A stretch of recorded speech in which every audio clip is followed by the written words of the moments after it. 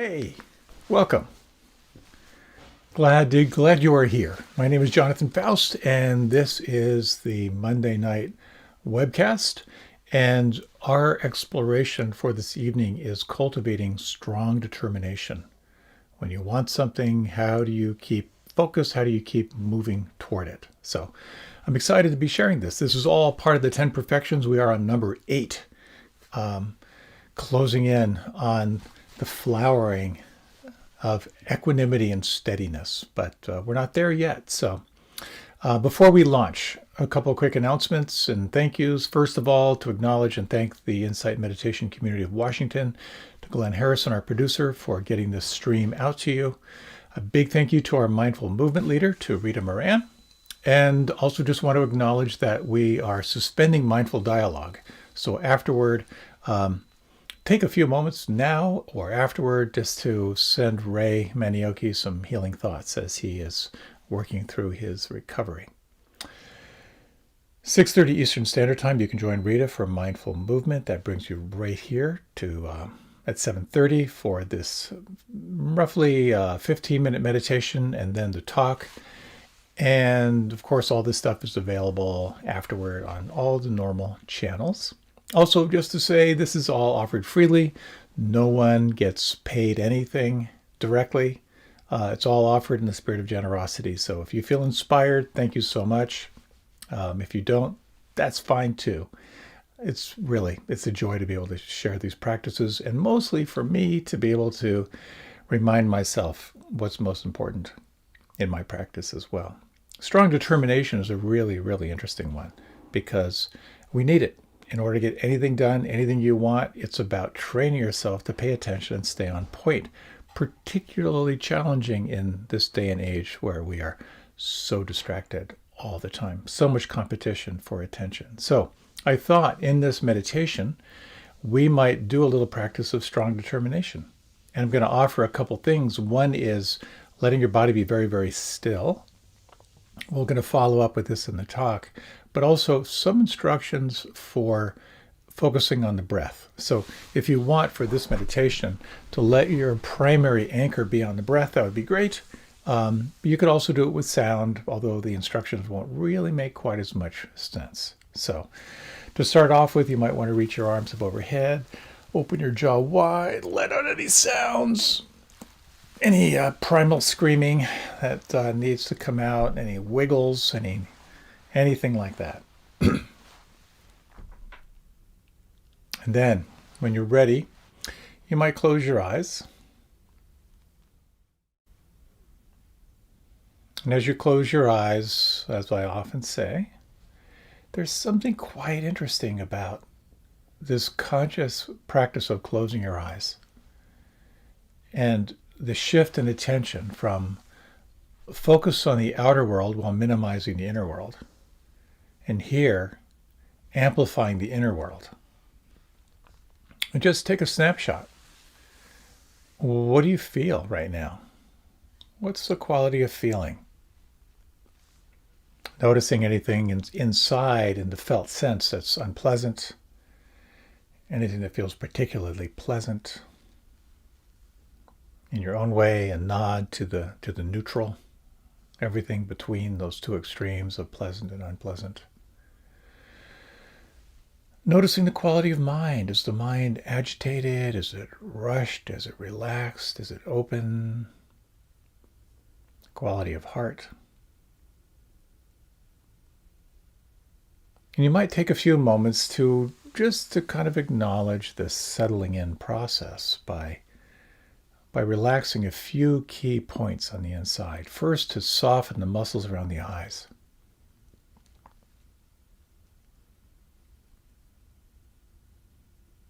And could you imagine your forehead relaxing and smoothing out a little bit?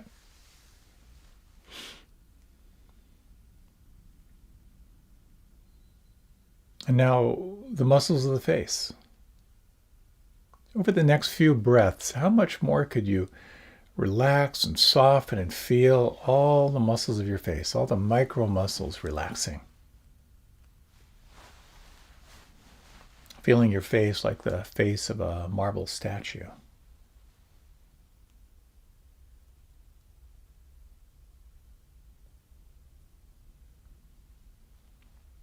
Letting awareness now move into the jaw muscles, the masseter muscles, the chomping muscles. Could you soften the jaw, relax the jaw away from your skull just a little bit?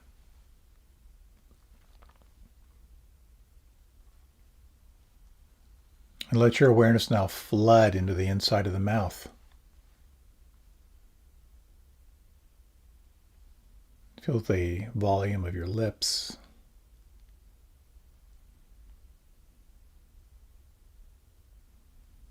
Notice what happens if you relax your tongue and let your tongue fill your lower jaw.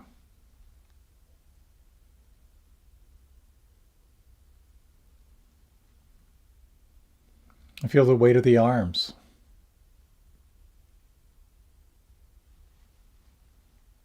The palms of the hands.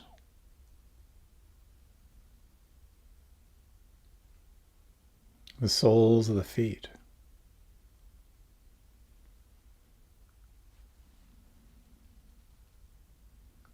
And noticing it was possible to soften your belly. Could you relax and soften the belly and the lower abdomen?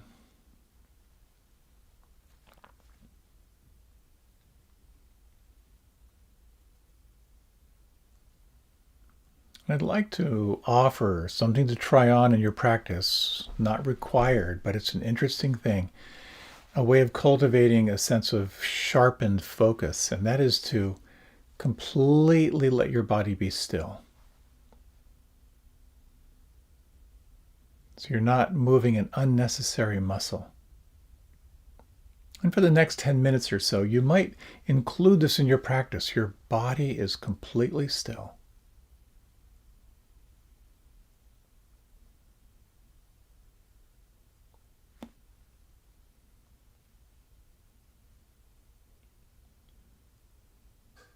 One of the most profound ways to cultivate a deepening sense of concentration, particularly on the breath, is to explore what I find are 3 helpful practices. And I'm just going to name them up front, and then you can move into practicing them. The first is to count the inhalations from 1 to 5.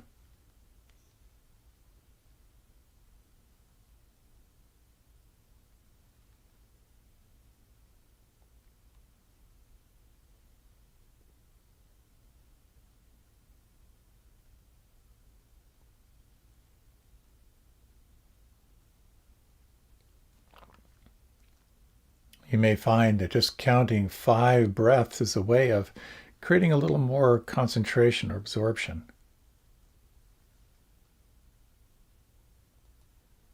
The second is to explore precisely where you feel the breath on the inside. Where do you feel it the most predominant? And can you find new sensations to explore?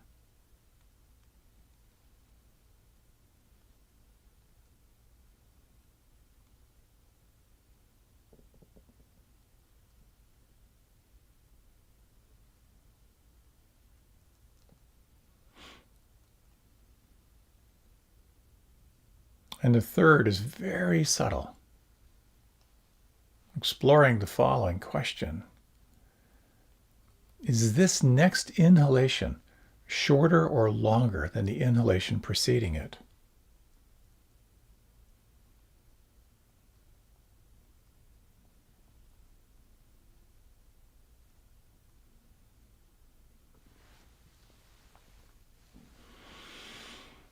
And let yourself now continue in your own. If you like, cultivating the sense of the body perfectly still, not moving an unnecessary muscle. If need be, counting the inhalations from 1 to 5. Exploring more intimately the experience of the breath on the inside. And finally, asking if this next in-breath is shorter or longer than the in-breath preceding it.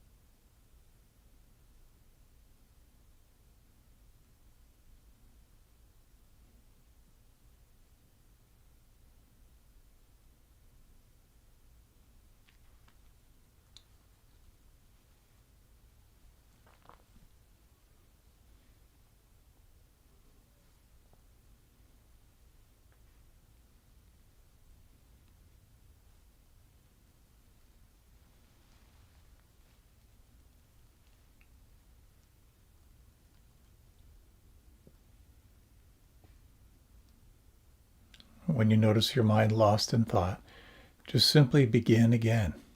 Re-arrive, relax, feel. Let the body be still, sensing the breath.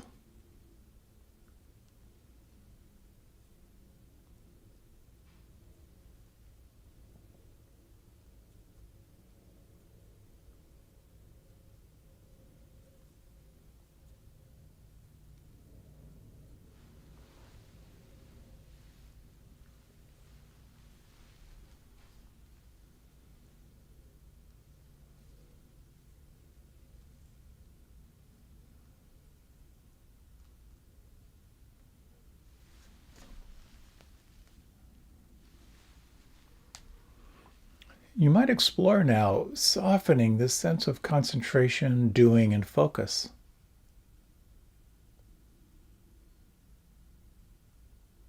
And let your awareness broaden and widen, and just sense if it's possible to relax and let things be just as they are. Moving from concentration to mindfulness, to open monitoring. Aware of what's happening and letting it be.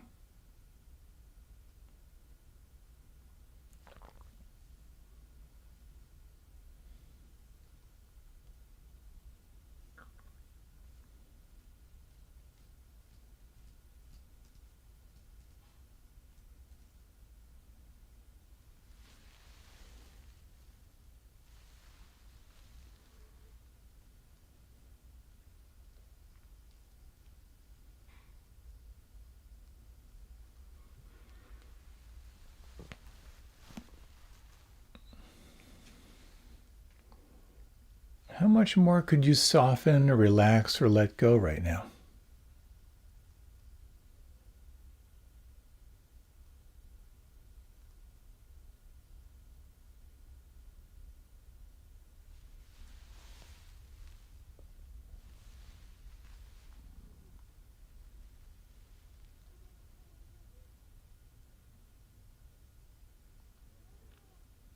Beginning now to release all effort. And just sense, if you can, the space in which everything arises and falls away. The silence behind the sounds. Relaxing and softening even more. Receiving the moment just as it is.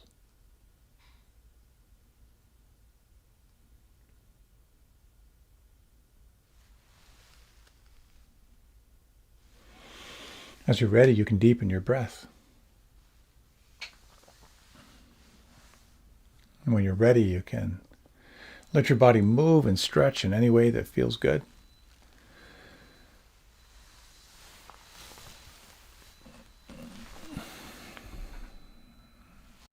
And just a few words before we transition to the talk.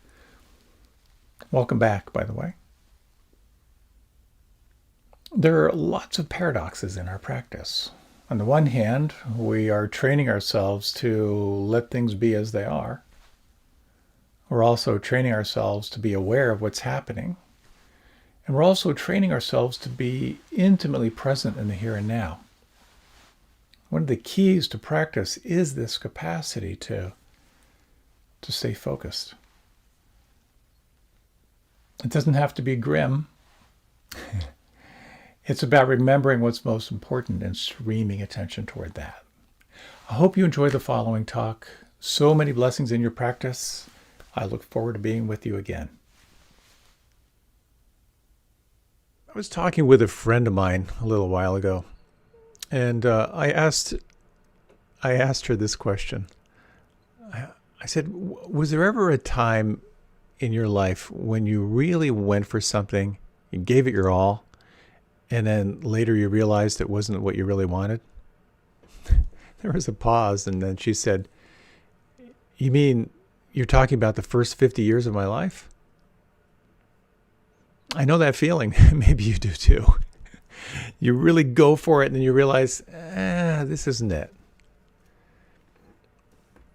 I'd like to talk and share with you some of the elements here around the eighth of the 10 perfections, which is referred to sometimes as strong determination. And just to kind of put this in context, again, this whole idea of the 10 perfections they're not so much around get this perfect, but it is a way of kind of reflecting on these inner qualities that when you really pay attention to them, they can really unveil kind of our natural inner presence and inner beauty.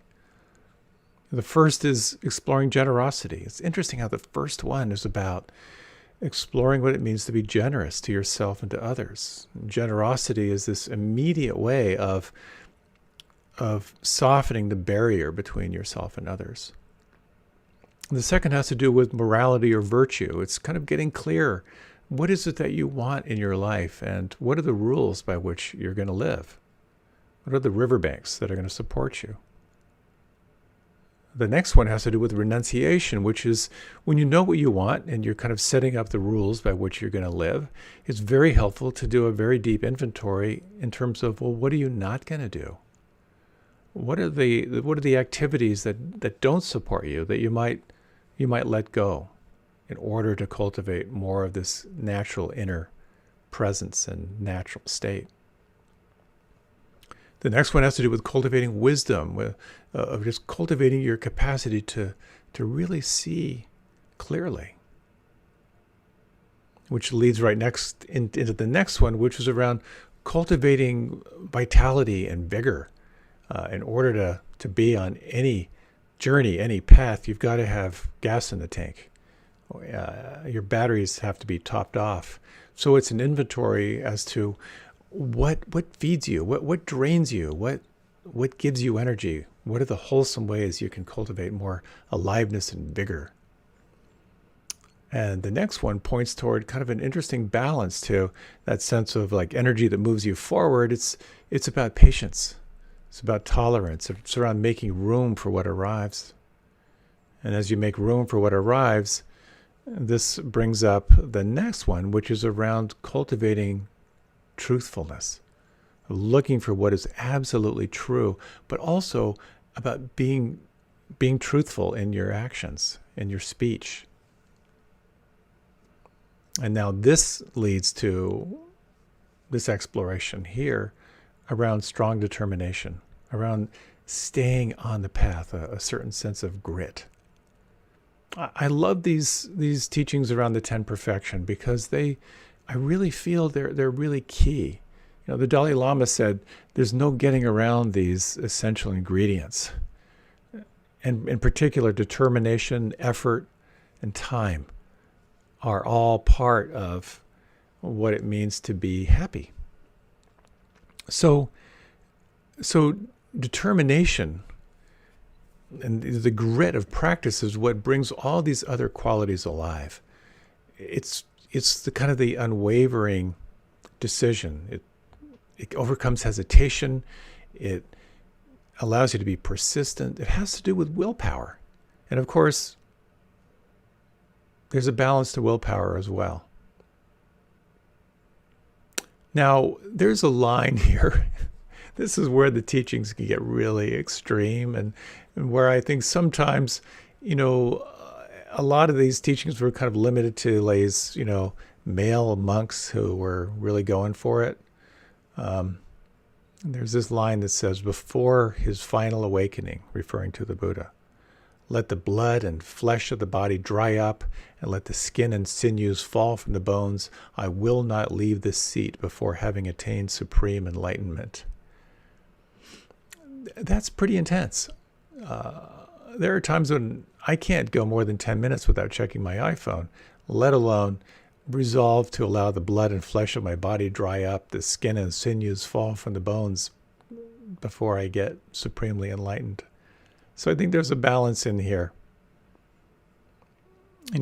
Sometimes relying only on determination and willpower isn't so skillful.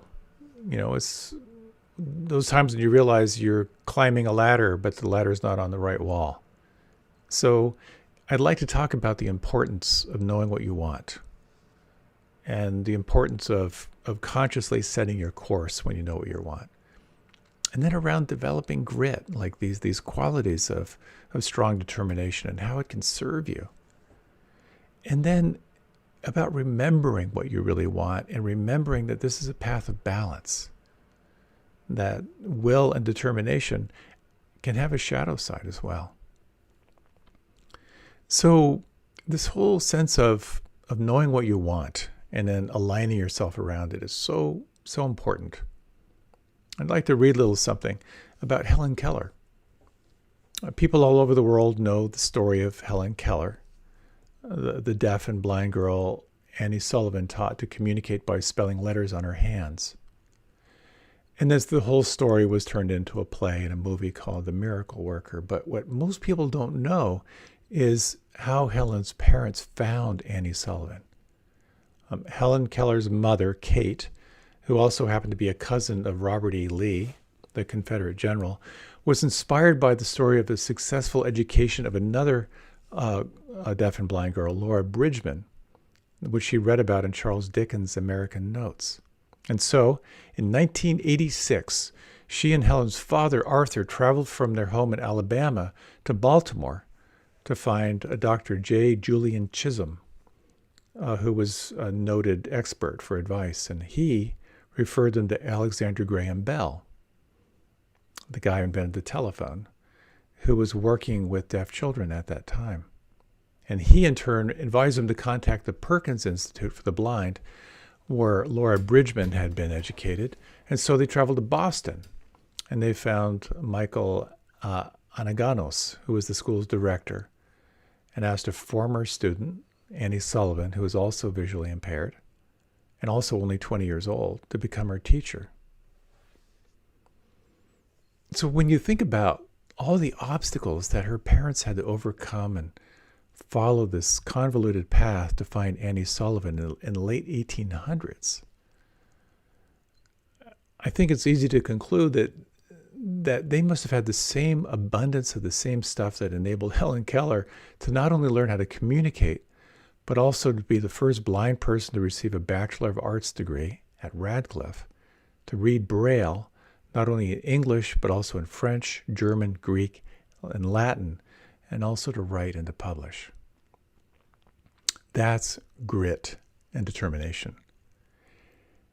And when you think about, we all have had times in our lives when we really, really wanted something, and we decided that we were going to do whatever it took.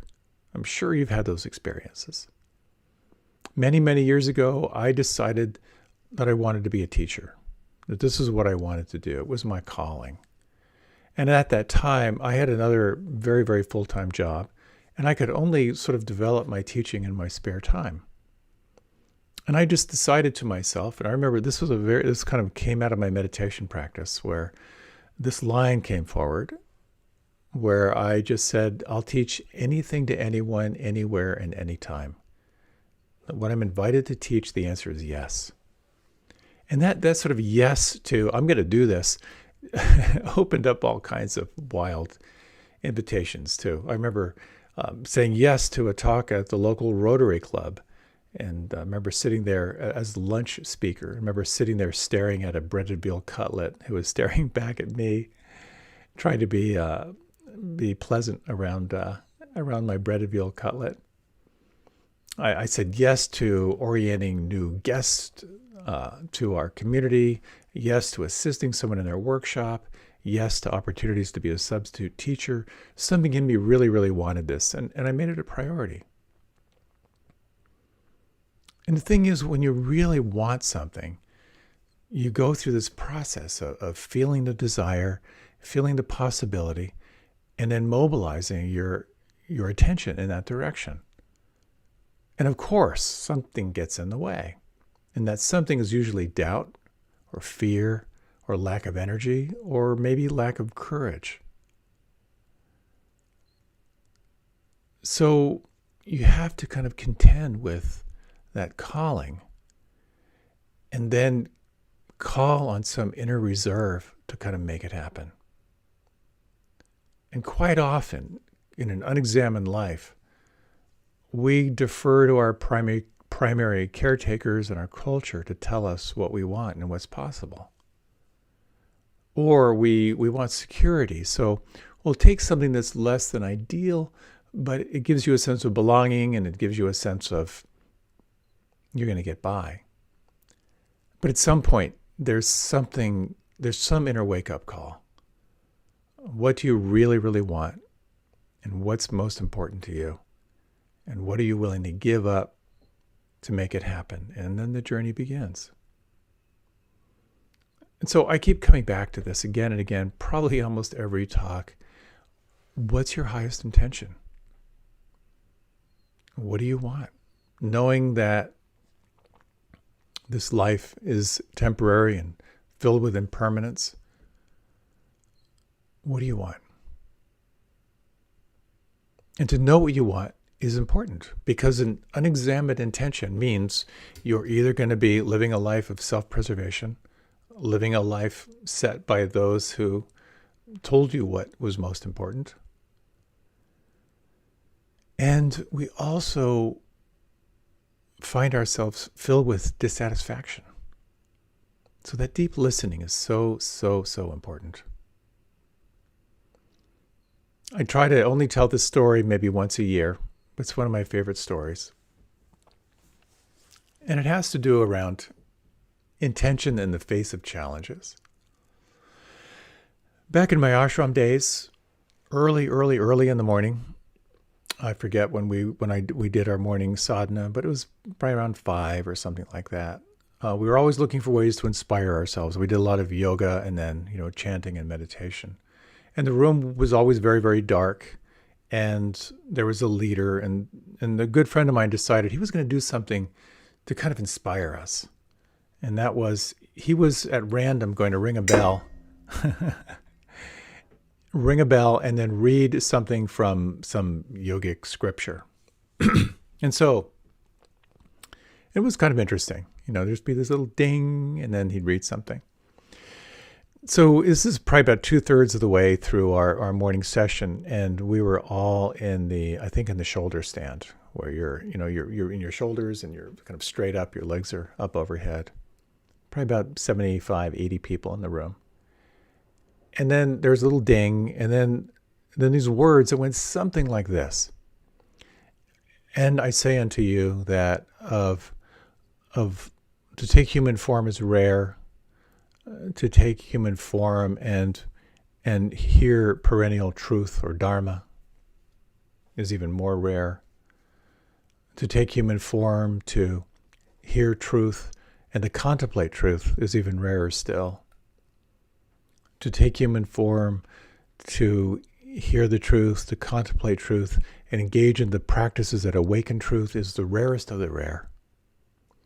And of all those who take human form, hear truth, contemplate truth, engage in the practices to reveal truth, only 1 in every 500 years will be fully awakened. It was this long silence. And in the back of the room, there was this little upside down in the shoulder stand voice that said, "Gee, thanks. That's encouraging." And that was followed by a sound I'd never heard before, which was about 85 people falling out of the shoulder stand in hysterics. The idea of pursuing awakening. What does awakening mean? What does enlightenment mean? Of course, that's a whole other subject. But this idea of being deeply, deeply free, deeply, deeply happy, regardless of the externals. What a huge compelling to know who and what you truly are, to see clearly into the nature of reality. That's a beautiful calling, but what if only 1 in 500 makes it every 500 years? But when you think about the times when you really hung in there, maybe it was a new job, a challenging relationship, call to a new project. You had to overcome doubt. You had to overcome the comparing mind. You had to overcome the calling just to give up. You called on determination to make that happen. And part of the alchemy of determination is to care deeply about what you want. The why is so important. The second is to just ignore the odds that are against you. Okay, every 500 years someone makes it. That's not great odds, but I'm not going to think about that. I'm going to bring my awareness to here and now and what calls me forward. The third element is to prepare to endure. This is why I love that mantra, keep going. No matter what, keep going. So caring about the goal is so critical. And this is the why. It opens up passion, emotion. Someone was talking to me about whether or not they were going to do the 2-year meditation teacher training program that started recently. They said, I'm really conflicted. Like something in me really, really wants to do it. Something in me is not so sure. And I said, well, why? Why do you want to do it? There was a long pause. And she said, well, I want to be helpful to people who are struggling, especially people who feel stuck in the business world and wanting to find meaning. People like me. I really want to help that way. She kind of had her answer because the passion came forward. So when there's anything that you want or you think you want, ask yourself why. And when you really listen to the why, you may find it gives you the fuel to kind of keep on going. So the why, ignore the odds against you and prepare for the marathon. Which leads me to a story. I'd like just to kind of read this little piece here. It was about the 1996 Boston Marathon. I was a year out of college and working for an ad agency that paid me at the poverty line to wear really short skirts and flirt with the client. I wasn't up to speed on harassment laws at the time. I was just a corn-fed white girl looking for a keg party. I split an apartment with 3 other girls, bartended at night to rise just above the poverty line, and had fun. I ran to stay in shape, but generally still thought of marathoners as one sandwich short of a picnic, or a hammer short of a full toolkit, or assumed the wheel was spinning but the hamster was dead. Still, I admired them from afar. The day of the 1996 Boston Marathon, I had steered clear of the city. Then, after the event was well over, I met up with a friend for drinks at the bar near the finish line. It was a memorable, stressful evening as I had to decide Corona with lime or without, mozzarella sticks or nachos. This was way before I knew anything about refined carbohydrates or the glycemic index or saturated fats. In other words, life was perfect. As dark set in and my friend and I were an hour deep in the drinking and eating, Corona with lime, of course, I happened to glance out the window and noticed a woman running down Boylston Street. What caught my attention was that she had some major physical challenges. Not to mention she was probably in her mid to late 60s. It's difficult to explain how she was running, but it was as if she hopped forward on one foot, paused, and then dragged her other foot in line. The foot being dragged looked as if it had no ability to hold weight or that it was possibly paralyzed. Regardless, I remember being impressed. She was going out for a run at such a busy time in the evening and thinking that it must take her an hour to run a mile. But wasn't it uncomfortable? But as she got closer, an aching sensation spread through my insides. She had a number on, a Boston Marathon bib pinned to her shirt. Now, my little grasshoppers, when I say the marathon was over, I mean over. Cheering crowds had evaporated. Police presence was gone. The finish line dismantled. Aid stations long since packed up. The marathon course had been open to traffic for quite a while.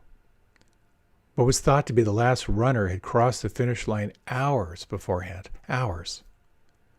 But here she was. This warrior of a woman with a significant disability had started her day in Hopkinton and was finally 2 blocks from the finish.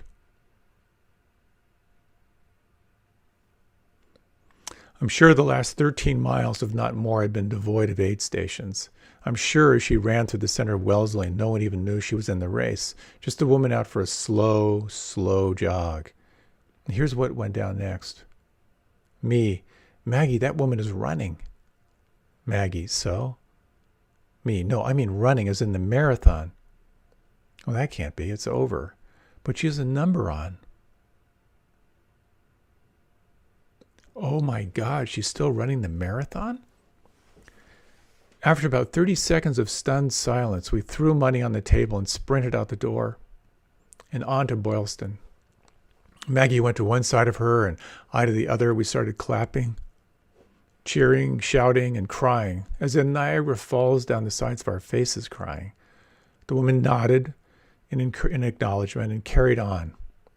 Over the course of those remaining blocks, other people on the street began to understand what was going on and joined our cheering squad.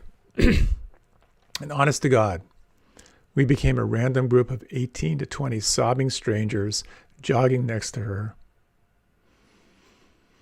witnessing one of the most spectacular displays of grit, determination, and hard work. Hard work.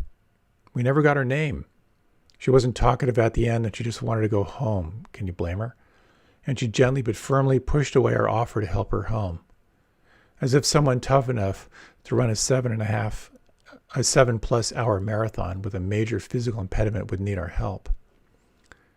Her name would never show up in the list of finishers because there's a cutoff time. And in that cutoff time, after that cutoff time, an athlete doesn't count in the record books. But it seemed obvious she wasn't out there for glory and the recognition. She was out there to finish what she started. Her other motivations we'll never know. It's easy for us to glorify elite athletes and marvel at their talent. But I've been around endurance racing to know that the people who work the hardest, who experience the most suffering and have to dig the deepest and overcome the biggest obstacles, are not those who come in first. In many cases, those who come in last. And while I don't know who our mystery runner was, I want everyone to know that she existed and what she accomplished that day. Sad and awful things happen in the world, even at a marathon. But there are also people like this runner who remind me that it's easier to persevere when surrounded by adoration and attention. But those who can still find their wings alone in the dark and silence truly embody the spirit behind Boston Strong. That's grit and determination. When we can call on those reserves in our life, amazing things can happen. This line, and as a mountain, a rock, stable and firmly placed, does not tremble in rough winds, but remains precisely in its own place, so you too must be constantly stable in resolute determination. Going on the perfection of resolute determination, you will attain self-awakening. In other words, keep going. A study done at West Point, exploring those who were the most successful in life, determined that it wasn't intelligence, it wasn't natural aptitude. What made all the difference was, in a word, grit. So it's been said that there are 5 characteristics of grit that are so important. The first one is courage. Know what you want and be willing to fail. As Mahatma Gandhi said, better to fail in your own path than to succeed living another person's path. So first is courage. The second is to be conscientious. That is to say, be dependable. Stay with it. The third is endurance and follow through. It's about patience with purpose. The fourth is resilience, of cultivating optimism. People with grit tend to think everything's going to be okay in the end. And if it's all right, everything will be all right in the end. And if it's not all right now, it's not the end. Really having that belief system. And the fifth is thinking rather than perfection, to think of excellence. Perfection is about meeting someone else's standards. Excellence is meeting your own. Courage, conscientiousness, follow through, resilience, and excellence. These are the qualities that, when you refine them, become the fuel that help you move forward. And I might add, compassion doesn't hurt. The Zen master Shunryo Suzuki talked about 3 different kinds of racehorses. There is the racehorse that will move when you think that it should move faster. And there's the racehorse that will move once you tap it on the behind. And then there's the racehorse that will move only when it is repeatedly reminded with the riding crop. And of course, he says we all want to be the first horse. But he also says that third horse, the one that needs to be reminded and prodded, calls for a great sense of compassion. And when we can allow ourselves that sense of compassion toward ourselves, to be that third racehorse, that becomes really key as well. Determination with compassion. Sometimes the striving mind can be a challenge for us, so we kind of explore balance. And balance is so critical. My wonderful wife, who's kind of a type A yogi, was incredibly intense in her practice. We lived in separate ashrams in different traditions, but in her ashram, they were at a very, very rigorous form of yoga, and she was kind of gifted in terms of that kind of yoga. So she would be up before everyone else, starting her practices early in the morning, and she would meet with different teachers, and she would often ask, well, this is what I'm doing, and what would you suggest? And they'd say, maybe you need to just soften and relax a little more. And then she would write that down. Okay, yeah, I got to relax. That's what I got to do. I'll work relaxation in my routine. Finding that point of balance becomes really critical. For some of us, I'd say for a lot of us, cultivating a little more grit, particularly when it comes to meditation, can be tremendously helpful. To find a time to sit every day, to determine a length that you can manage, and then to stay with it. That requires a certain amount of determination, a certain amount of steadiness, a certain amount of focus and commitment. Some of us, we may find that our practice is more around softening and letting go. And what you may find in your life is that it's really a balance. That there are times when really exploring, opening and receiving is exactly what you need. And then there are times when it's really helpful to dial it in and go for it. There's a story about the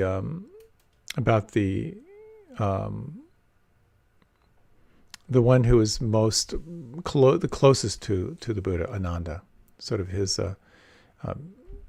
number 2. He would sort of help him, through his life in terms of organizing things and taking care of him.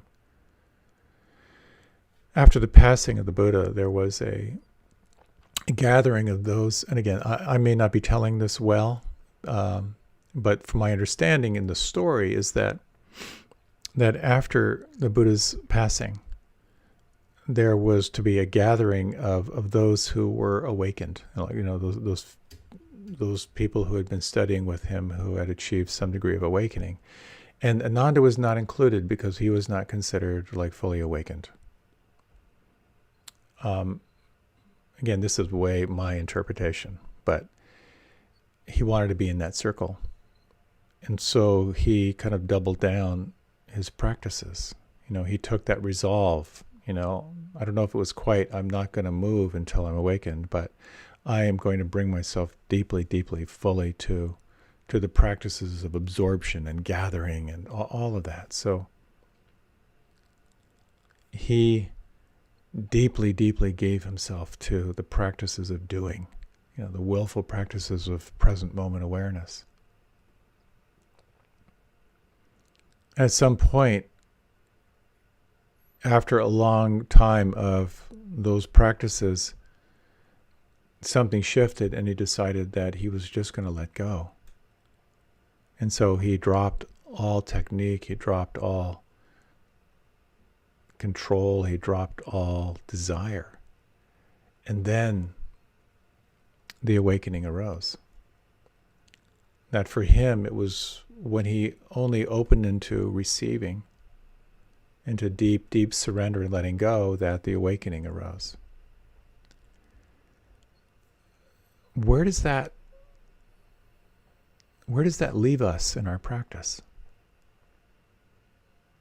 As I'd like to say over and over again, possibly ad nauseum, I like to think of this practice as a practice of self-awareness and self-diagnosis.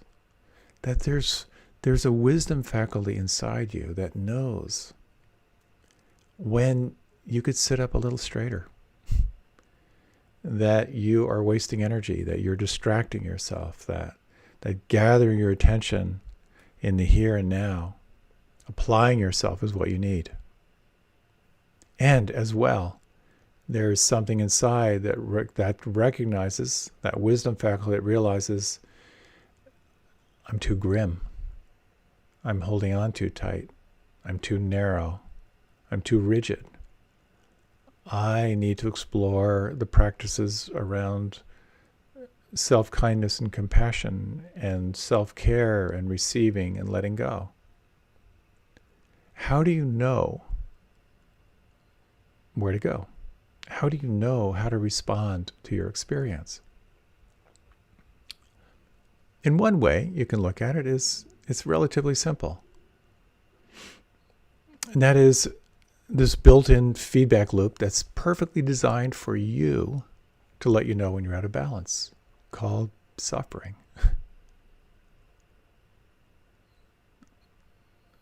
I was talking with a good friend of mine many, many years ago around diet. I've always had a lot of interest around diet and its effect on consciousness and so forth. And he said, my approach to diet is I just eat what I like until I get sick of it. And I think there's a huge amount of wisdom in that. We kind of do what we're doing until we're sick of it. And hopefully, as you become more aware, as you call on mindfulness and more non-judging awareness, you begin to recognize more quickly kind of what you get sick of, the inner signals that are telling you, hey, you know what? You've just explored this extreme. How about coming back to center? So finding that balance is so, so, so important. So what I would like to do is to lead you into a short experience of what's called the Adhittana meditation. We've just got a little bit of time left to kind of get a sense of this like essential practice in meditation, because it can be a really, really helpful technique. The first time I explored the Adhittana meditation was at a 10-day retreat with S.N. Goenka, and it was one sit a day. So it was either 45 minutes or an hour. I believe it was probably 45 minutes. I'm not sure. I don't remember. But the intention was for that 45 minutes or an hour to sit with strong determination. And that is to say, you choose an anchor. In this case, the anchor was either breath or doing an inner body scan. But outwardly, the intention was not to move an extraneous muscle. That is to say, the only muscles that you're kind of allowed to allow move are the muscles of breath. Everything else, any little shifting, adjusting, scratching your nose, that's verboten. But now what I have found, just as a preview, is that some of my biggest breakthroughs were doing this meditation. That I found myself like moving through that restless, resistant mind and sort of like breaking through into a sense of stream of here and now. I've had some experiences of very powerfully, like deeply recognizing the witness, recognizing that I'm not this body, I'm not these emotions, I'm not these sensations, but I am the awareness of what changes. Hugely powerful. Most of the time, this practice is brutal and excruciating. So while it has a tremendous, tremendous gold, there's some work around it. So we're going to end this talk with a little practice of Adhittana meditation. So if you like, you can reach your arms up overhead, stretch up through the left side, the right side. This is only going to be for a few minutes, but just to give you a taste. If you like, you can close your eyes, and with your eyes closed, this is only going to be for a few minutes, but just to give you a taste. If you like, you can close your eyes, and with your eyes closed, let your body sway a little bit to the left and right. Feel the movement from the inside. Make any little adjustments to your posture. Anywhere you feel a little tension or tightness, let yourself move. And then, in your own time now, let yourself begin to settle in.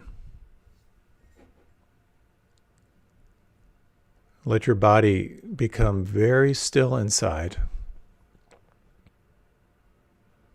And let your attention move to an anchor of your choosing. Again, it may be to the breath at the nostrils of the belly, maybe to be awake to the sounds or the felt sense of the palms of the hands. And your task here is the sense of you can maintain moment-to-moment awareness at the point of your anchor and simultaneously to refrain from moving any extraneous muscles.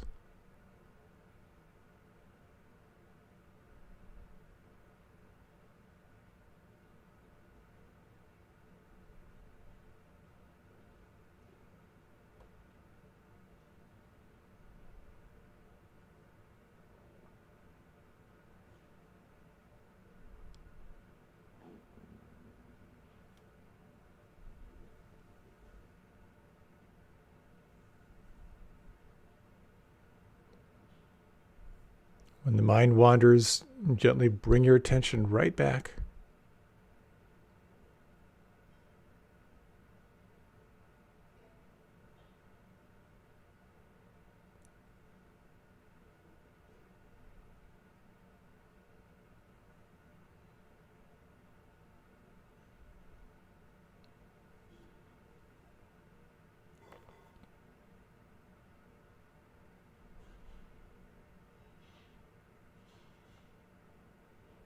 And as we take one more minute, what could soften inside? How intimately can you feel and experience your anchor from the inside with the body perfectly still?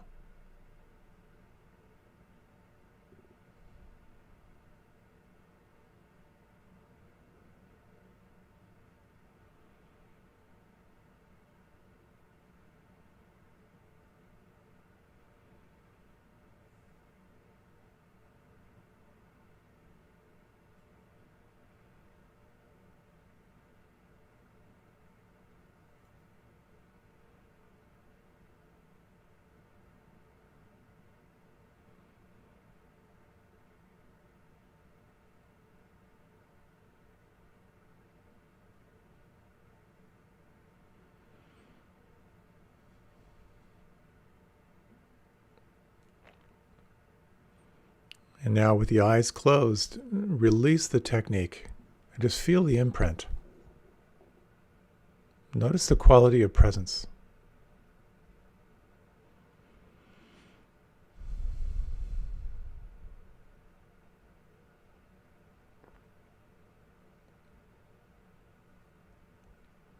If you like, you can gently open the eyes.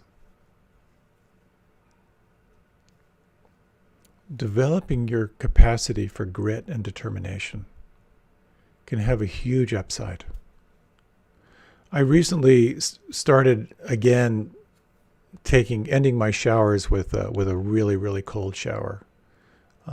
All the studies, say just how amazing it is for your body and for the mind and all this great stuff, a deep cold water immersion. And what I've noticed is that I rarely want to do it. And I try to do it for between 1 and 3 minutes, which is long enough to realize it's not like you can pretend it isn't happening. But what I've noticed is that when I can move through that experience of the resistance to the cold and allow my body to get that really deep shock of cold water, I feel fantastic afterward. I feel alert and awake and alive.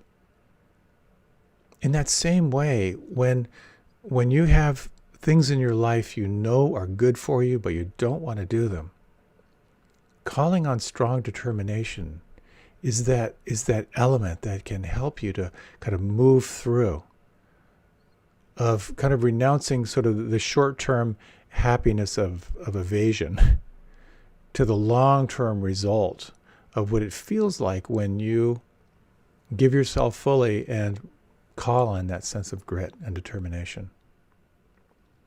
So many of the non-dual teachers that are on the planet now quite often speak about how life is really just about flow and letting things be, and that's really what it's all about. But I've noticed that pretty much all of them, from what I can tell from my flawed perspective, is that almost all of them have done long, deep practices of strong determination, of using concentration practice to arrive and coming back again to that sense of witness. So may this understanding of strong determination be a tool for you in your life, to realize that life is all about balance, it's all about paradox, but at the same time, that there may be times in your life when calling on reserves, calling on that inner strength, remembering what's most important, what you really, really want, and calling on strong determination to help you move there can be not only really skillful, but the fruits can be absolutely amazing. Thank you so much for your time and attention.